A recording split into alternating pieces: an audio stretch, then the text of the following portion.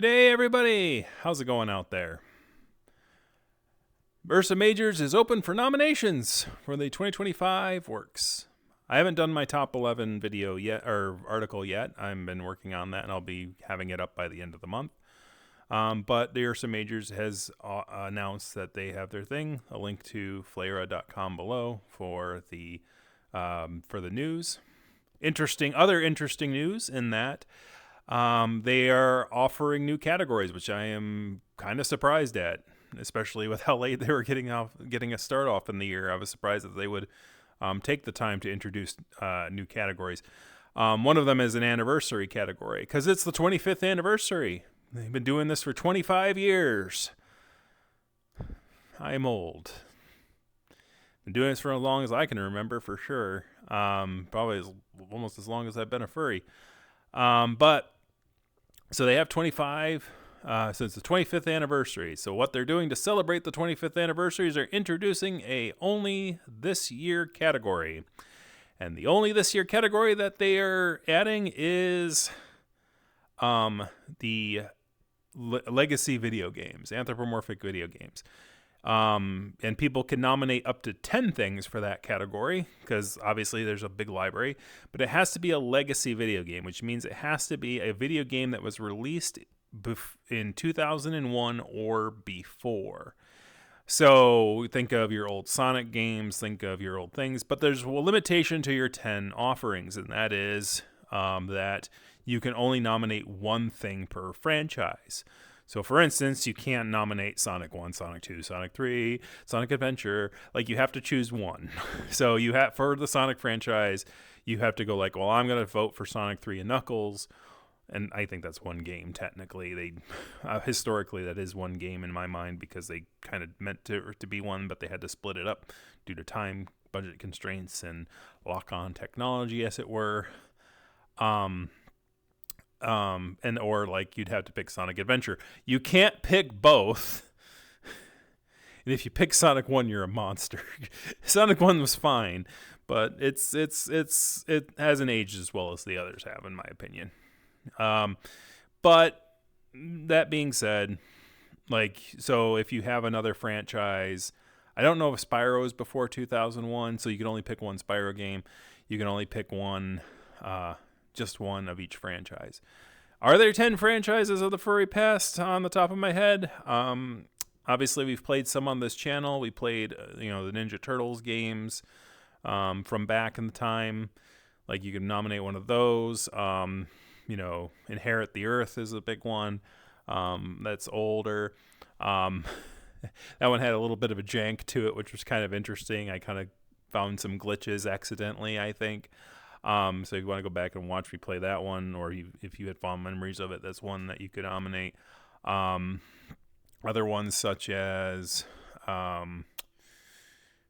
Jazz Jackrabbit that we're going to be streaming on this channel, that will be recently streaming on this channel, will also be available. There is other things. So, but basically nominate 10 old games if you're an older gamer. If you don't know old games all that well, obviously, you can just skip nominating for a category if you're not an expert in it. Furry music's there, all that other stuff.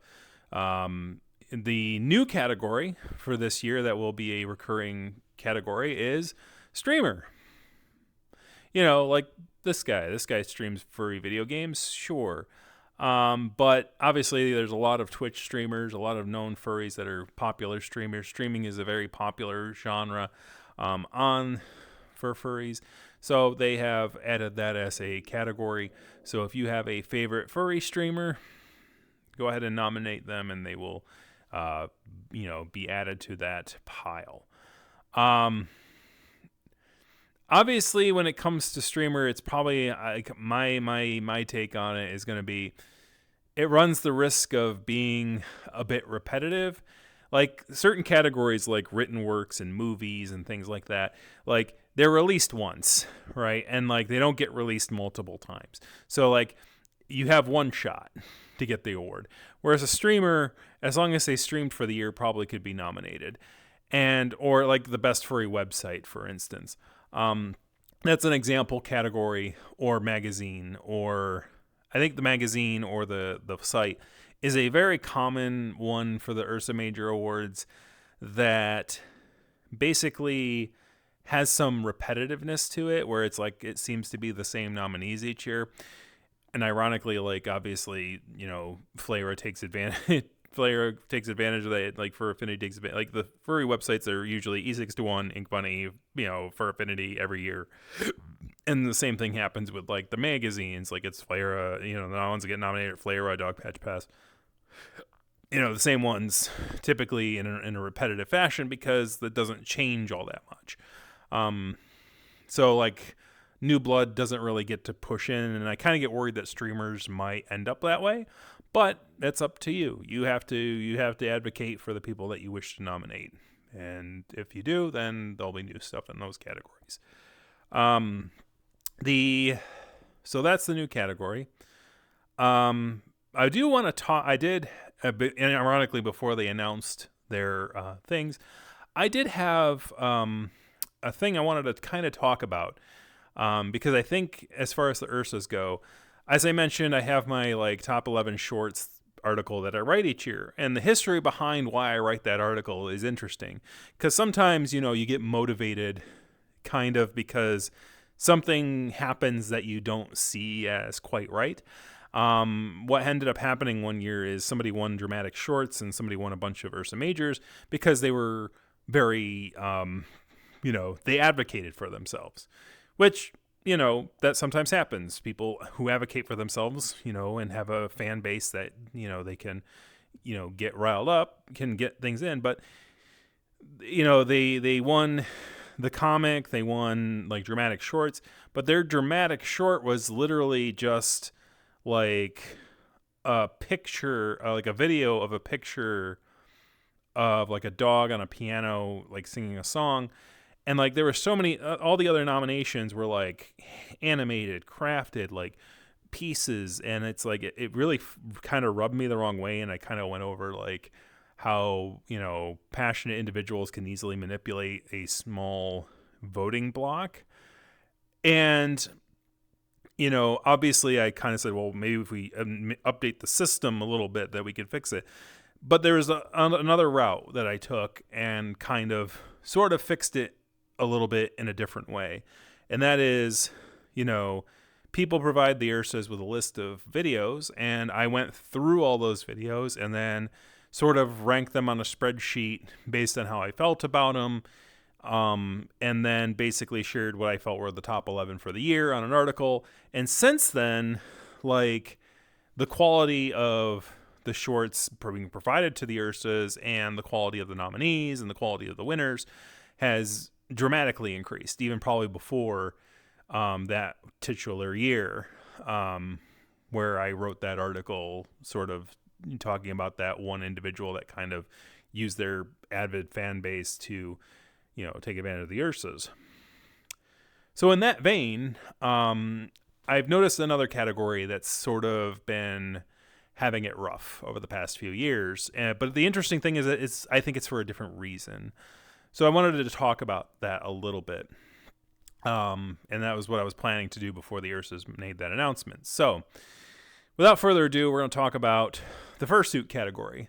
The fursuit category has been a bit tumultuous. They've had good years and they've had decent years over the years. But there's always been like 1 or 2 years every once in a while where there's not enough nominees.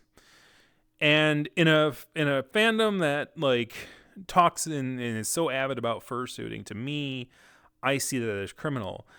But the problem that I run into, and I think the people run into when it comes to picking a nominee for this category, is our ignorance. It is very easy for a person who is capturing videos and short form content to see when that was published, because about 90% of them these days is uploaded to YouTube, and YouTube has a date in which this was uploaded, and then we can count that as sort of a publication date, right, of that short form content. And because we can take that and say that that's the year that it was uploaded, we can basically, qualify it and say this one counts because this one was released this year. Or we can see, oh, well, this was released 2 years ago. It doesn't count. Because that's one of the cool things that happens, by the way, when I review all those things that happen in my list for the Ursa majors. Like the algorithm suddenly catches on for at least a few weeks that it's like, hey, you're looking at all these animal shorts that are animated. Do you like, we have this one over here and it's not even part of my list. And I go, okay, cool. I click on it. I look at when it was done and sometimes it falls within the year and I'm like, okay, cool. I'll watch it and see what comes of it and add it to the list. But obviously sometimes what's going to happen is it's going to recommend me one. I'm going to click it and I'm going to look down. I'm like, oh, well, this was done in 2022. So I can't really, I can watch it if I want, but I can't like make a review for it for this year or review it for this year. So that's like, it's very open, very easy to kind of, as a single individual, know when it was published, get information on it, review it, analyze it, think of its quality, curate it and publish it, my thoughts on it, and like share it with the readers at Flera. Fursuiting is a little different because what is the date? Like, is the date important? Is it like, because fursuit competitions for stuff has been around for a while. It's been around since the LiveJournal days. There was the fursuit, like there was the play on the March Madness thing where we made like a March Madness like thing with fursuits. It was called like the furry fursuit fracas or something like that. I can't remember the full name, but basically they would make a bracket of things. And like it'd be fursuit A versus fursuit B, and then the next one would go to the next bracket, and eventually it would go down to like the thing. And I think Bucktown Tigers was on there once. I remember like a bunch of like those kind of things. And so like similarly though, but when we're talking about an Ursa major category, it's like obviously you nominate them, then the nominees are fighting for one victory. But how do you know which ones you can nominate? And that is sort of the big question, because that is sort of the big thing. So in my opinion, right, it's either A, when the creator releases the suit into the world, or B, when the suit is premiered to the world by the person who's wearing it, right? Which of those two things is it? I think it's sort of a little column A, a little column B. Like people like, if a tree falls in a forest and that doesn't make a sound, did it make a sound? Like if a furry suitor creator creates a fursuit but doesn't really premiere it and have it shown in public until like this year, right? Like if they worked on it, created it, finished it sort of in late 2024, but they, gave it to, to their customer / performer in 2025 and it was premiered then obviously it's like, yeah, I think you can kind of get away with like saying, yeah, this is a fursuit for 2025. So, I mean, that's sort of like what's the answer to that question. And the reason I want to talk about this is because like I obviously have like one fursuit that I can think of this year that like if I were to put on the recommended list, like the one on the left. So you might not think that both of these are the same performer. These are both fursuits. It may not look like it, which is the crazy thing, especially when you watch the videos, because it doesn't look like it. But these are both fursuits. The one on your right, looking at the screen, is their traditional fursuit that you've probably seen them dance around in. Whereas the one on the left is the new fursuit that they kind of premiered, I think, just late this last year. I've seen it come across my feed over the last few months. So it like this like fursuit premiered, and it looks like, and a lot of people have pointed this out, it looks like a freaking VR chat avatar, and it looks like a virtual space. And funnily enough, like some of their videos that they're dancing with, it doesn't really feature humans walking around in the background quite yet, so it kind of feels like a virtual space. But apparently they're like a new style of fursuit that's like very like soft, very like light in the fur department. But it looks more polygonal, so it looks more like a 3D avatar. And obviously I would nominate that one. But then it's like, well, what else am I nominating? I have no idea. And that's a problem. Like, it's like the fursuiters I watch and they release a new fursuit 2.0 of their character, I'll know that there's a new fursuit and this is a new fursuit.